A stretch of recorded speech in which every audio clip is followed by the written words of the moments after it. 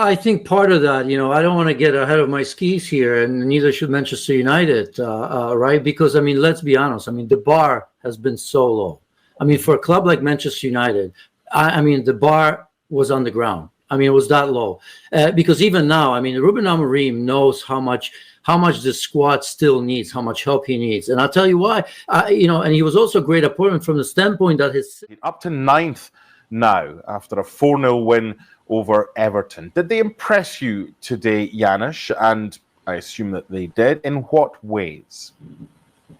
Well, again, they did. Although in the first half there were long periods of time when they were sloppy. In fact, I was quite surprised how much room and how well Everton played. If you remember the first half, I don't know, about 15, 20 minutes in the middle of it, I think Amorim was going crazy there a little bit because his team was not intense, was very, very sloppy with possession of the ball, and of course all that changed. They say goals change the game. They certainly do, but.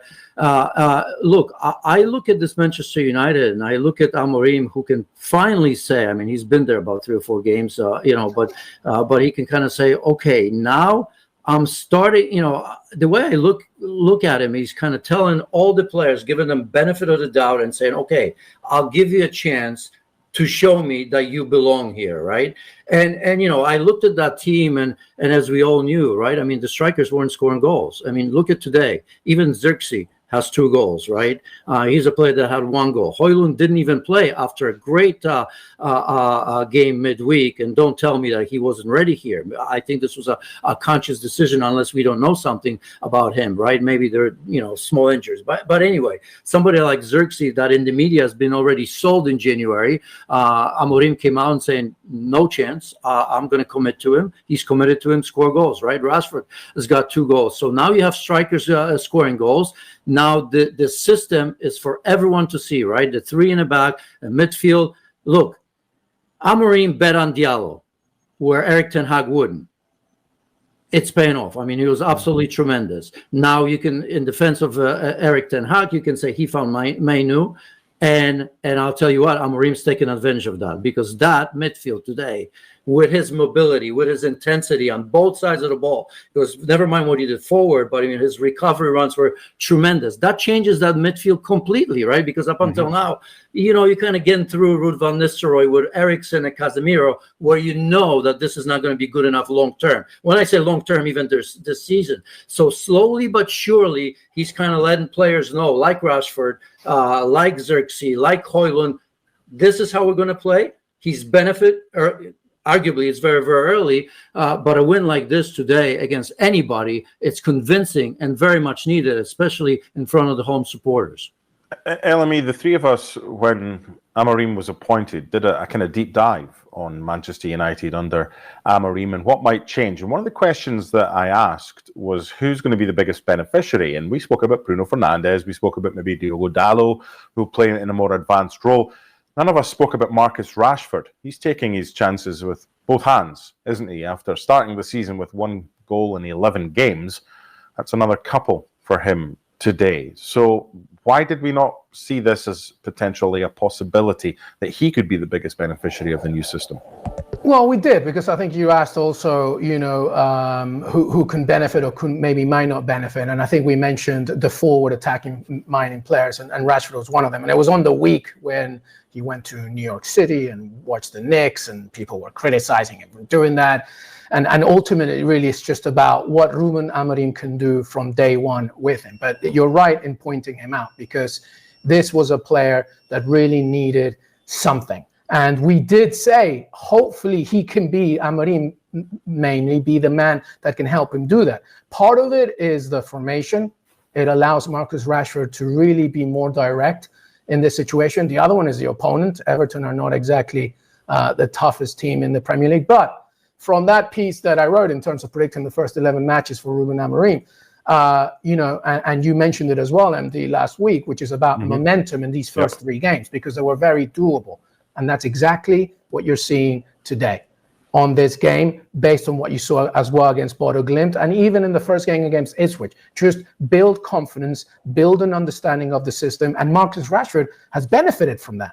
He's been a major benefactor, and as like Janusz said, Amad Diallo as well. He's been absolutely wonderful. So now you have 3 matches where they haven't lost a game. They've just gotten their best result under Amorim in the Premier League, and now they're going to play against Arsenal. We don't know what could happen. Of course, Arsenal are the favorites in that game, but what at least you have now is a Manchester United that's confident, that has something from the back of Ruben Amorim's arrival, and hopefully can get something out of it. And this is exactly what Amorim wanted. Just build confidence, build an identity. And Marcus Rashford has been one of the main benefactors.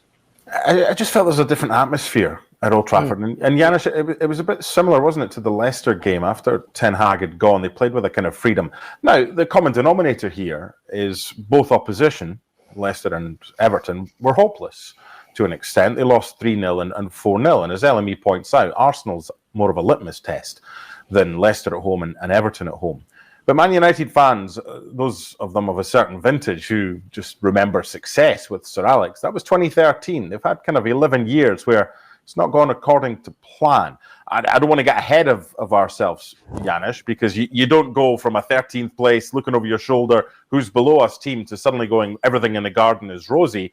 But it's nice, from a neutral perspective, to watch a game involving Man United and see the fans totally buying into what they're doing, because it's been a while since they were like that. Part of that, I don't want to get ahead of my skis here, and neither should Manchester United, right? Because, let's be honest. The bar has been so low. For a club like Manchester United, the bar was on the ground. It was that low. Because even now, Ruben Amorim knows how much the squad still needs, how much help he needs. And I'll tell you why. And he was also a great appointment from the standpoint that at first I didn't think so, right? Because when you think about 3-4-3, or when you think about wing backs, right? None of those guys, for me, are true wing backs. Maybe Garnacho could be, Diallo sort of, but the beauty of it is how Amorim knew about that, right? Even when players coming back, if Malacias comes back, nobody can tell me that Diallo is your proper wing back, right? He's a very good player that can play very many positions well, but this is not a perfect position for him, because wingback still has to have the ability to take players one-on-one, go to the byline. The beauty of it is that we always thought that it's going to be one striker and 2 players in behind, but it's not that, because I think Amorim recognized the fact that these guys are not true wingbacks, so they're played very wide. You look at Fernandes. He was often on the left-hand side of that front 3, and so was Rashford, right? So you can you have a hybrid of a wing back and a striker that, if one brings the ball up and can't do it any longer, there's always that chance for the other to step in, being Rashford, Garnacho, or Bruno Fernandes, and finish the job, if you will. Or it creates those overlapping runs that we saw Diallo and Rashford's, I believe, was 3rd goal. So I think that system, the manager itself was important. I thought it was a great choice because many were talking about him. But I think for the time being, to get United to where you were saying, Mark, to that next level, he was absolutely perfect. But what do they have? Arsenal? We'll find out. As I said, this is just the beginning. We've talked about Chelsea. I think Chelsea are further ahead of Manchester United. It seems to me that way. I know it's crazy, but it seems that way. And I think if you see Amorim and you look at Sporting when he was there, I think you're going to see players in the wide positions that are just do so much work on both sides of the ball that it's absolutely crazy, because he needs players like that. I don't think he has them yet.